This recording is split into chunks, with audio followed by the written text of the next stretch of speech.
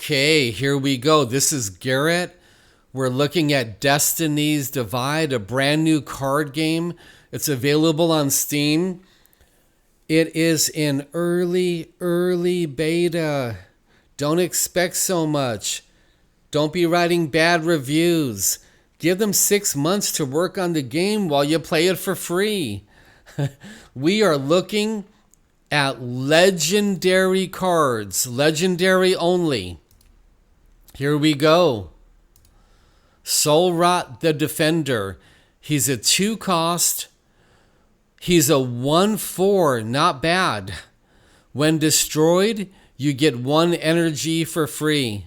Not bad, not a bad 2-cost card at all. Artist Peter Gaber. What is next? 3-cost, Anaz Raz, the Dune Dragon, sick. It costs 3. It's a 3/4, not that great.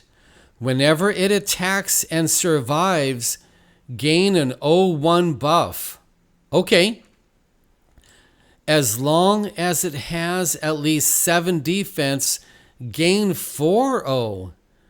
So what you want to do is you want to play a spell on this and give him more health.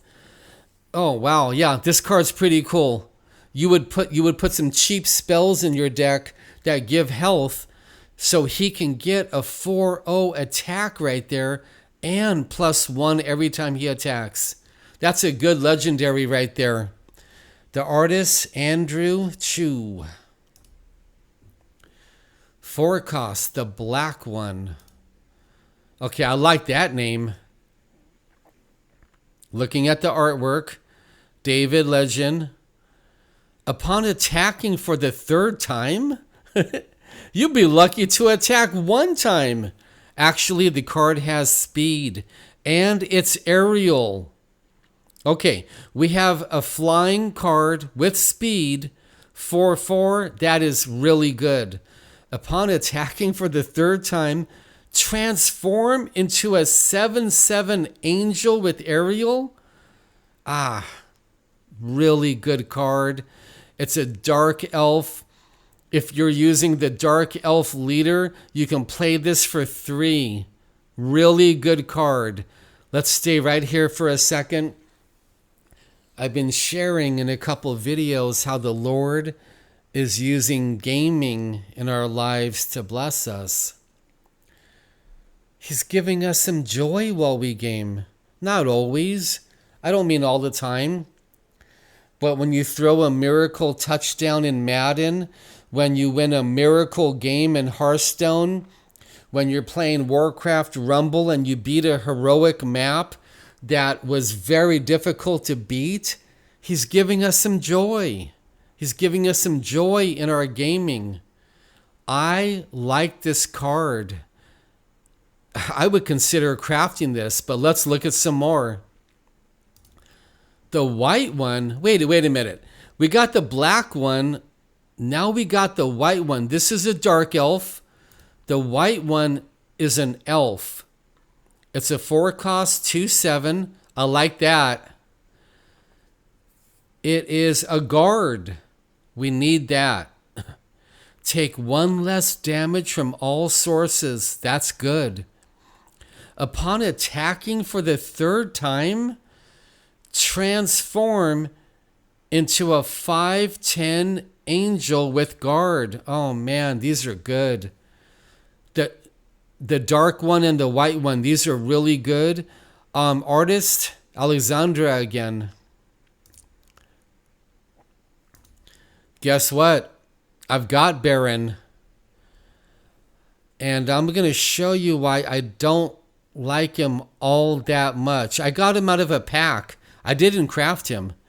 He's a wolf, so you can play him for 1 less if you're using the wolf leader. Enters play in wolf form. Wolf form. All wolves gain 1/0 in speed.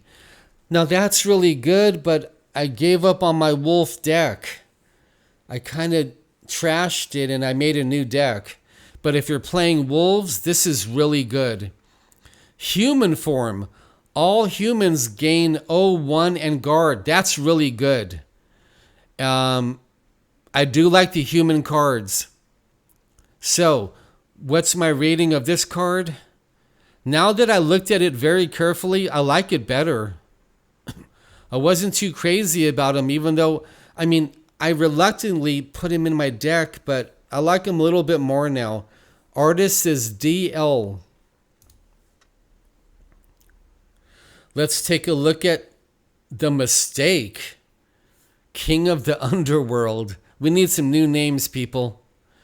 Developers, if you watch my video, don't be afraid to rename the cards. It's not embarrassing. It's not any shame. Brainstorm and get some new names for the cards that are really cool. Call this guy the Mistake and get rid of all this stuff.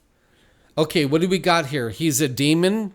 He can burrow underground. He's 5/5. Upon burrowing underground, summon a 1/1 demon with fatal and speed. This is lethal. This is poison. Okay, on unburrow, summon a 5/5 demon with aerial. This guy's fantastic. This is fantastic. Wow, that's really good. Sigurd, he needs a new name. All right. 5/5, cost 5. If destroyed, gains a -1 debuff instead. This is fantastic. What that means is when he dies, he turns into a 4/3. Then he dies, he turns into a 3/2. This card's fantastic. Let's look at Nemesis. I would call her the Nemesis and get rid of this. She is an elf. I'm digging that. She has a shield. I like that. While active, sets the base power and defense of all other beings to 4. That means when your opponent puts down his biggest, baddest cards, you play Nemesis and they're all 4/4s, and she is a 5/6 with a shield. It's good, but it's situational. Like, it's a good card, but I wouldn't be crafting her first, not at all. S.I. Jiang again. So the Lord is giving us the gift of gaming to bring us a lot of joy and happiness. Another thing he's doing with gaming is he's showing off his miracles. I've seen so many miracles of the Lord in gaming. I can't count them. I can't remember them. I can't even think of them. There's so many. Too many to even begin with. Too many. Praise God for showing off his power in our games. Next on the Dark. Okay. 6 cost. Ouch. 4/5. He's a mage. He has Obliterate. Obliterate, when entering the game, may destroy up to 1 tribal 2 active enemy beings. When you play him, he can destroy other mages. But it's so situational. What if your opponent is playing an aggro wolf deck? What if they're playing a demon deck? So Nexon needs a little rework here. Get rid of Tribal 2 and just let him destroy somebody. And that would be a great legendary card. Next we have Uxon the Black. He's a 6 cost. He's a mage. When played, summons 1 2/4 mage with guard, tribal 2. I'm not sure what that means. No comment on this card yet, but DL, that is some beautiful artwork.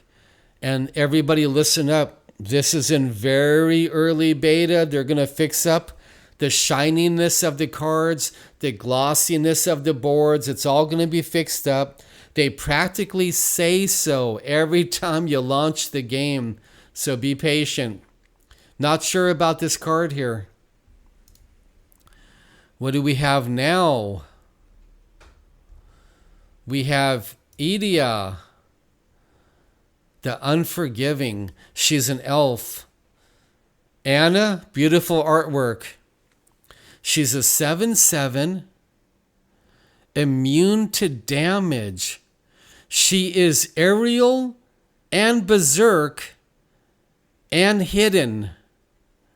That's fantastic. If I'm understanding the card correctly.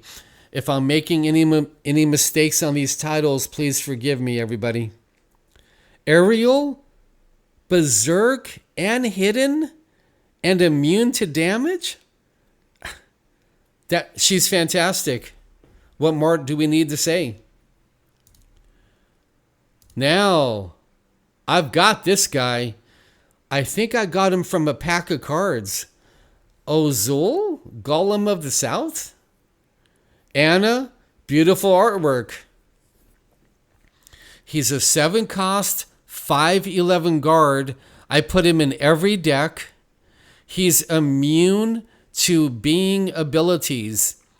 So when your opponent plays a being on the map that has abilities, this guy's immune. I like him. I don't think he's incredible, but he's definitely in all of my decks, without a doubt. Let's take a look at King Silas, Manticore. He's an 8-cost. He's a monster. Yeah, I'm not sure about all of this because I just don't know if he can fly. He's a fatal. Yeah, I'm not sure how this works. Can't be destroyed by global spells or abilities. That's incredible. That means my leader that I play, King Arvard, if I'm reading this correctly, King Arvard cannot destroy him if can't be destroyed by global spells or abilities. Yeah, I'll have to find out if my king can destroy this guy. If I'm reading this correctly, he's aerial, which doesn't make sense. Fatal, that means he's poisonous. Sting 3, that's incredible. Stone Skin, incredible. Alejandro made this card. Let's take a look at Mellet. I have him. He is incredible. When played, destroy all active beings except for gods. He's your board clear right there. I have him. He's in every deck. Alejandro is the artist. Fantastic legendary card. So when you're losing to your opponent with all their cheap wolves or their aerial units, you put down Mellet and he destroys the entire board. Not your cards, just enemy cards. Wait a minute. When played, destroy all active beings. No, he destroys everything except for gods. So yeah, he destroys everything. Okay, got to remember that. He's a board clear. What more can you say? Very valuable. I have this card. I just got him last night out of a pack. Out of a pack. And I'm going to talk about this card for a few moments too. 8 cost, 8/8. He's a phoenix. He's aerial, very valuable. If destroyed, becomes ashes instead. Aura, DK3. When destroyed, resurrect the being. Aura is burrowed. Wow. Too much to read there, too much to understand. This card has 3 different models of it. In fact, I think we're going to showcase this card in a separate video. Aerial are very valuable cards. He's a legendary. He'll be in all of my decks for a little while. I also have the Great Barrier. This is an aura. This is not a being. This is a spell aura. While this aura is in play, beings with 3 power or more can't attack you. So you're losing the game. Your enemy has 5 cards on the board just destroying you. You play this aura and he cannot even attack you. Any of his cards that have 3 power or more can't attack you, and it's going to last 2 turns. Shahab is the artist here. So we talked about how Jesus is using gaming in our lives to bring us a lot of joy, a lot of fun, a little bit of happiness when we're doing good in our games. And he's giving us something to do while he's sanctifying our souls. And he's showing off his power, doing miracles in your games. You didn't even know he was doing miracles in your games. Some of you know. Some of you do know. But a lot of you didn't even know that he's in your games, working with you, working in you, working in the games. Incredible. Trapping Roots, the last legendary card. The artist is DL. Void your opponent's next hero power activation. That's really good. Set your hero to 1 health instead of dying. That's really good until the end of the turn. So this buys you 1 extra turn. This is like Ice Block in Hearthstone. Destroy the next transcendent being your opponent plays. This is fantastic. This card's so good, we might consider crafting it. Wow. Artist DL, Aura is Protection. Wow, very good card. There are your legendary cards. I'll tell you one thing. In Destiny's Divide, this brand new card game, the legendaries are actually legendary. Unlike in other cards, when you play a legendary, they're barely even any better. So, praise God. This game is looking good so far. Very early beta. Be patient.